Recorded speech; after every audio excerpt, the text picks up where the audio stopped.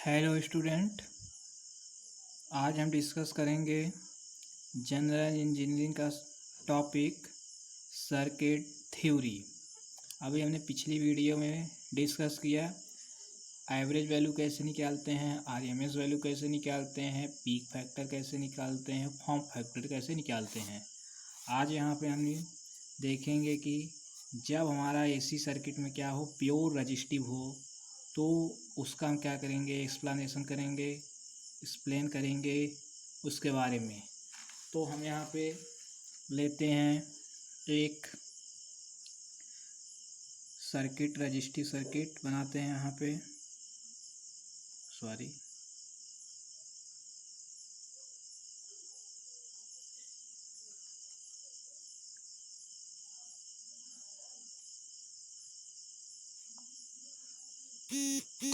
यहाँ हमने बनाया। यहाँ पे जो हम सप्लाई दे रहे हैं वो है V=V0 साइन ओमेगा टी। ये हमारा रेजिस्टेंस R, करंट I। अब हम यहाँ पे देखते हैं, ये हमारा वोल्टेज सप्लाई यहाँ पे हम दे रहे हैं। अब यहाँ पे हम निकालते हैं, इसमें लगाए कि लूप बन गया है। यहाँ हम लगाएंगे अब किरचॉफ का नियम। तो यहाँ किरचॉफ का नियम लगाते हैं, यहाँ लिखते हैं केवीएल लगाएंगे तो यहाँ क्या हो जाएगा, ये हो जाएगा V-IR।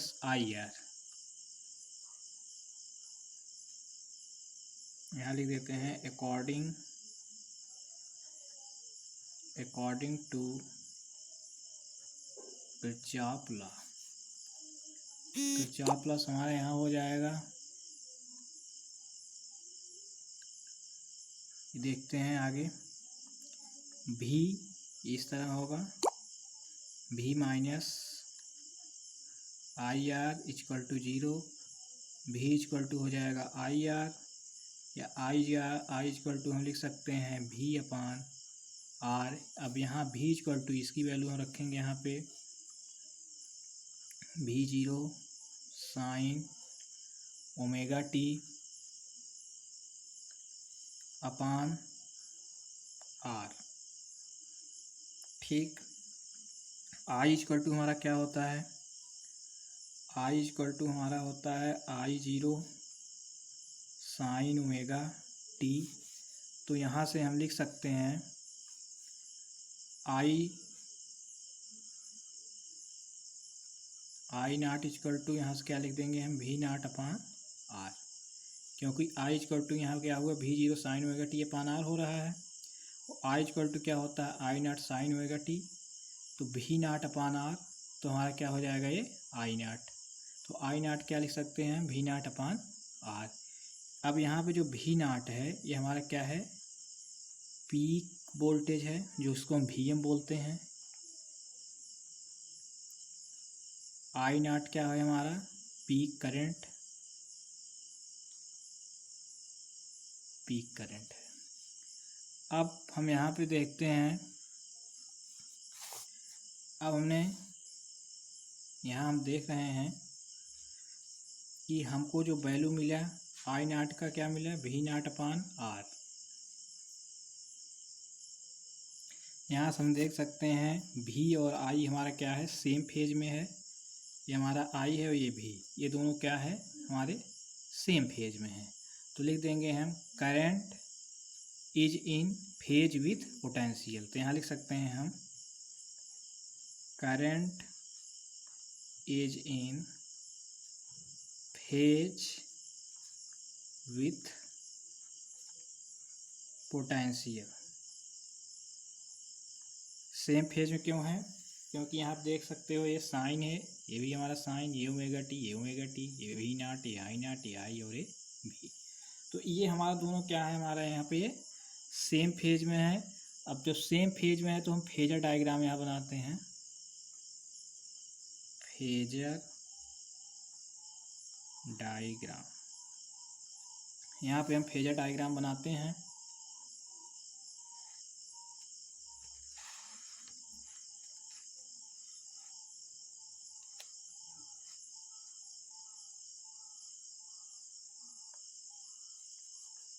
फेजर डायग्राम देखते हैं हम। ये हमारा वाई एक्सिस है, ये हमारा ये एक्सिस, ये है टी हम मान लेते हैं। अब यहाँ पे हम देखते हैं कि भी नाट क्या है, भी इक्वल टू भी नाट साइन ओमेगा टी है। तो हम मान लेते हैं ये ओमेगा टी क्या है, हमारा एंगल है। तो हम मान लेते हैं यहाँ से ओमेगा टी एंगल, ये हमारा क्या है, भी नॉट है, जो कि मैक्सिमम है। ठीक, अब यहाँ पे हम देखते हैं ये हमारा ओमेगा टी एंगल है, क्योंकि यहाँ से ये हमको यहाँ पे क्या मिल गया, भी नॉट मतलब मैक्सिमम।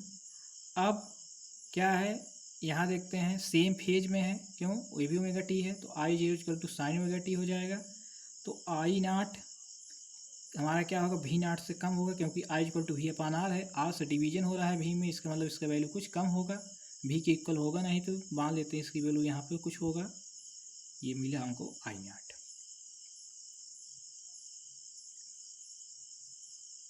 ये ठीक, तो ये आई नॉट, ये हमारा भी नॉट। अब इसको हम जब बनाते हैं सिंपल में, मान लीजिए बना ले रहे हैं ये इस तरह, ये भी नॉट है, ये क्या है हमारा आई नॉट। ठीक, ये हमारे दोनों क्या है, सेम फेज में है, क्योंकि एंगल दोनों का क्या होगा, हमारे बीच का एंगल दोनों का 0 होगा। अब ये जो लेंथ हाफ एरो है, ये हमारा क्या दिखाएगा, पीक वैल्यू। तो यहाँ लिख दे रहे हैं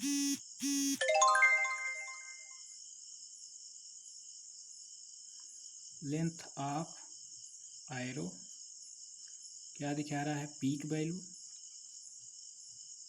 जो इसका लेंथ है क्या दिखाएगा, पीक वैल्यू। जैसे ये इसका यहाँ से यहाँ तक लेंथ मैक्सिमम पोटेंशियल दिखा रहा है, यहाँ से यहाँ का जो एरो है यहाँ क्या दिखा रहा है, मैक्सिमम करंट दिखा रहा है। और जो यहाँ पे इसका जो प्रोजेक्शन यहाँ हो रहा है, प्रोजेक्शन ऑफ वाई एक्सिस क्या दिखाएगा, इंस्टैंटेनियस वैल्यू दिखाएगा।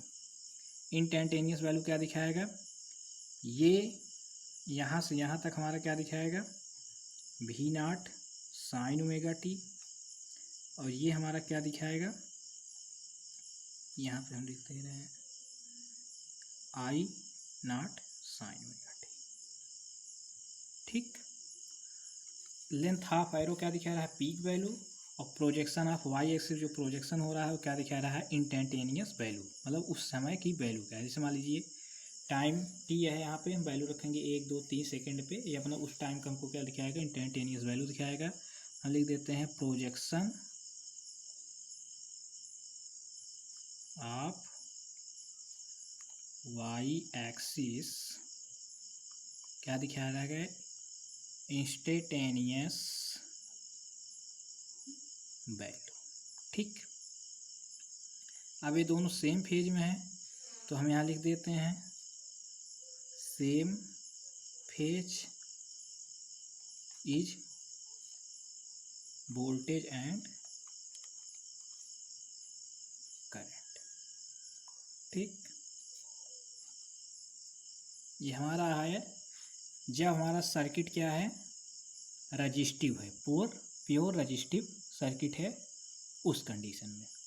अब हम इसका, ये भी हमने फेजर डायग्राम देखा, अब इसका हम वेव डायग्राम देखेंगे, जो कि आप इंटर में पढ़े होंगे। वेव डायग्राम,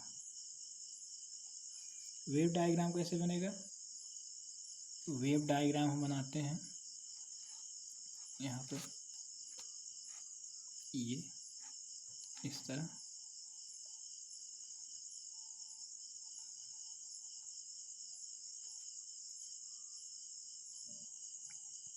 यहाँ से हम देखते हैं भी इक्वल टू क्या है, भी नॉट साइन ओमेगा टी, और आई इक्वल टू क्या है, आई नॉट साइन ओमेगा टी। दोनों क्या है, हमारे साइनोसाइडल हैं। तो इसका वेव फॉर्म क्या है, हमारा साइनोसाइडल है, तो इस तरह बनेगा, साइन का जैसे बनता है ये हमारा क्या दिखा रहा है, वोल्टेज, अब ये वोल्टेज दिखा रहा है तो करंट की वैल्यू हमने क्या कहा, वोल्टेज से थोड़ा कम होगी, तो हम मान लेते हैं ये कुछ इस तरह होगा। तो ये वाला हमारा क्या दिखाएगा, करंट। ये हमारा दिखाएगा वोल्टेज और ये हमारा क्या दिखाएगा, करंट। तो ये जो हमारा वेव फॉर्म बना है क्या इसका बना, प्योर रेजिस्टिव सर्किट का।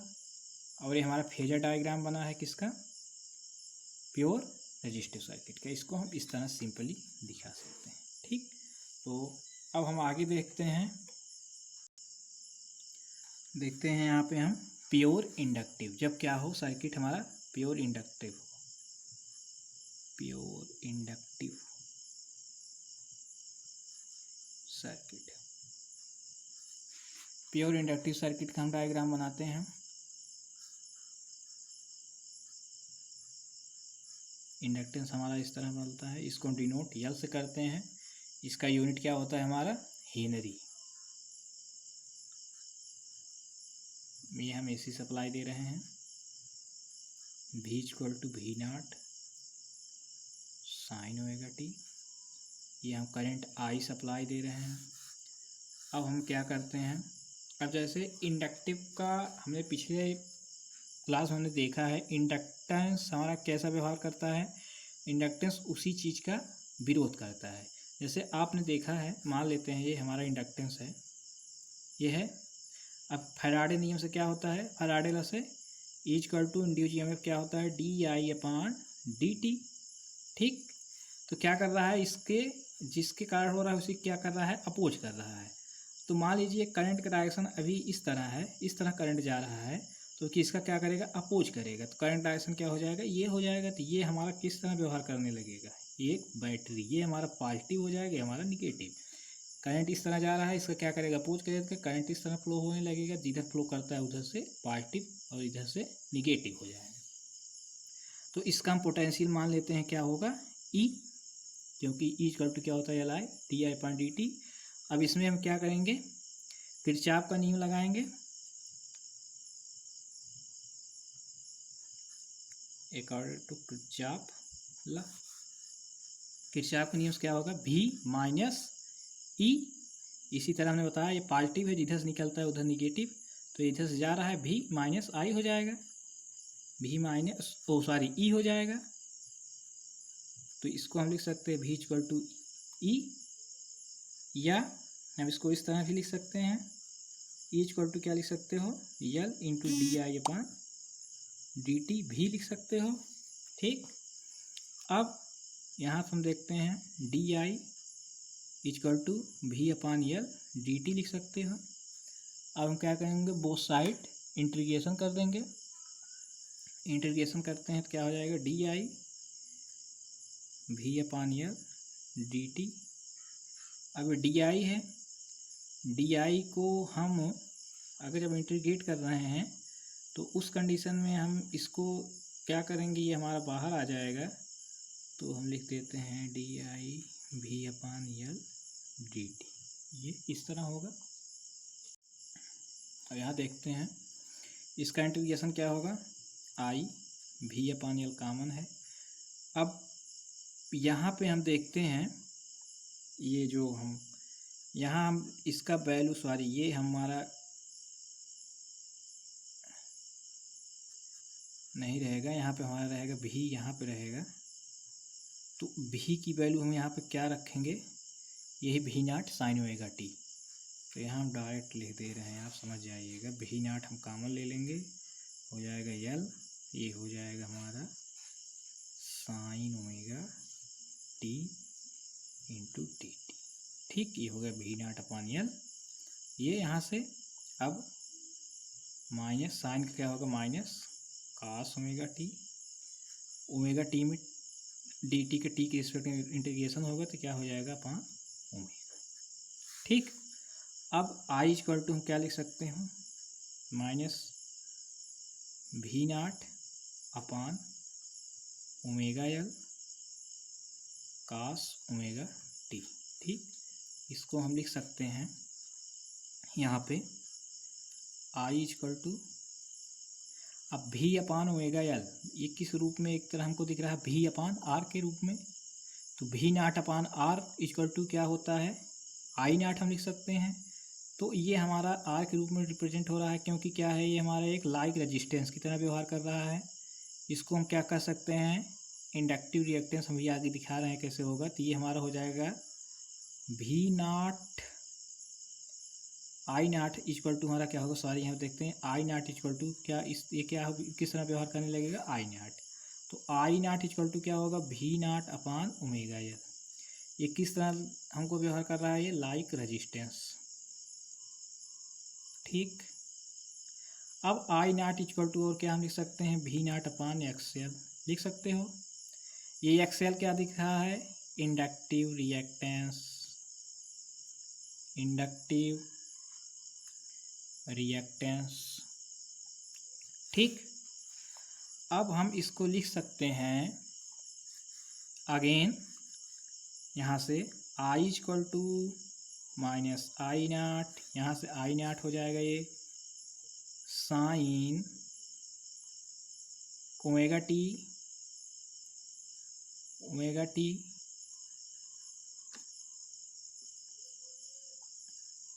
Sine pi by to minus omega T. क्यों, ये हमारा क्या है, अभी कास है। ठीक, तो इस कास को हम केस में चेंज कर दे रहे हैं साइन में। Sine pi by to minus theta क्या होगा, तो साइन 90 माइनस थीटा क्या होता है, कास थीटा। तो इसको हम इसी में चेंज किए हैं, तो कास थीटा को हम क्या लिख सकते हैं, साइन 90 माइनस थीटा। तो ये हो गया, ये हमारा वैल्यू हमने इसको लिखा। तो अब हम क्या देखते हैं, मान sine minus theta equal to हमारा क्या होता है, साइन थीटा, ये होता है sine minus theta equal to sine theta होता है ये हमारा। तो यहाँ पे हम क्या करेंगे, I equal to minus I naught sine omega T minus pi by two लिख सकते हो यहाँ इसके अनुसार। तो यहाँ हमने लिख दिया। तो अब ये क्या हो गया, ये हमारा आई नाट है और भी ना, सॉरी आई है, और भी इक्वल टू क्या होता है, भी जीरो साइन, ये माइनस है यहाँ प्लस हो गया, तो ये हमारा प्लस हो गया साइन ओमेगा टी। ये हमारा भी और आई है।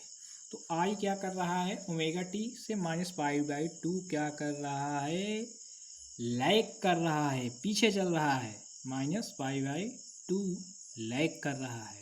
तो हम लिख सकते हैं, इसका मतलब जो फेज डिफरेंस हुआ हमारा क्या आया, फेज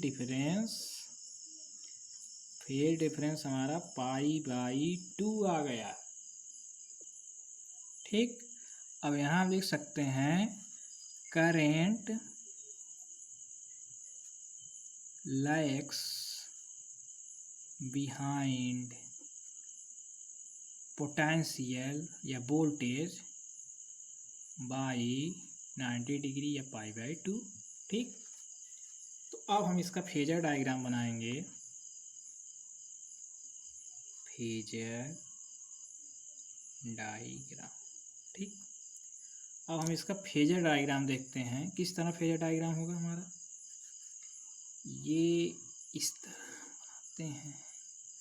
ठीक, अभी हमने इसके यहाँ पे दिखाया था, ये तो हमारा सेम रहेगा, भी ओमेगा टी एंगल है। अब आई हमारा क्या कर रहा है, पाई बाई टू लैग कर रहा है ओमेगा टी से, पाई बाई टू यही हुआ। तो कितना एंगल, 90। तो ये 90 एंगल हम मान लेते हैं, ये आएगा यहाँ पे इस तरह, ये इससे कम रहेगा, इसका एरो हम यहाँ छोटा करेंगे, ये क्या रहेगा हमारा, बड़ा रहेगा, छोटा रहेगा। ये हमारा क्या हो गया, आई। ठीक, अब ये हमारा क्या दिखाएगा, भी नाट साइन ओमेगा टी, और ये I equal to I naught sine omega T. ठीक, ये हमारा क्या है, फेजर डायग्राम है। तो अब इसको अगर हम बनाना चाहें तो इसको इस तरह भी बना सकते हैं सिंपली, ये आई, ये हमारा भी 90 डिग्री है। ठीक, पाई बाई टू। अब हम इसका क्या बनाते हैं, वेव डायग्राम। वेव डायग्राम देखते हैं इसका। अब हम देखते हैं इसका वेव डायग्राम।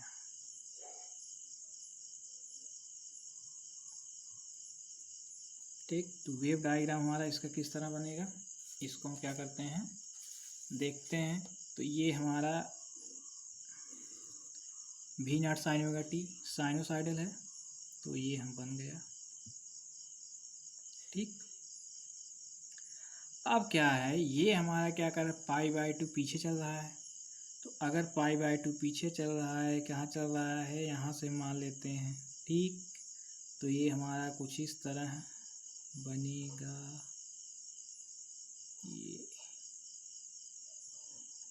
ये मतलब जब वोल्टेज हमारा मैक्सिमम होगा तो करंट मिनिमम, जब करंट मैक्सिमम होगा तो वोल्टेज मिनिमम। तो इस तरह हमारा क्या होगा, इसका वेव फॉर्म बनेगा। ये हमारा V क्या है, ये हमारा I क्या है। ठीक। तो आप इसको समझ गए होंगे इसका वेव फॉर्म हमारा किस तरह बनता है। तो आज हमने क्या देखा, pure resistance pure inductance theory circuit का हमने क्या किया, पूरा बाकायदे एक्सप्लेन किया, और हमने फेजर डायग्राम देखा और वेव डायग्राम देखा। तो हम नेक्स्ट वीडियो में फिर मिलते हैं। Thank you.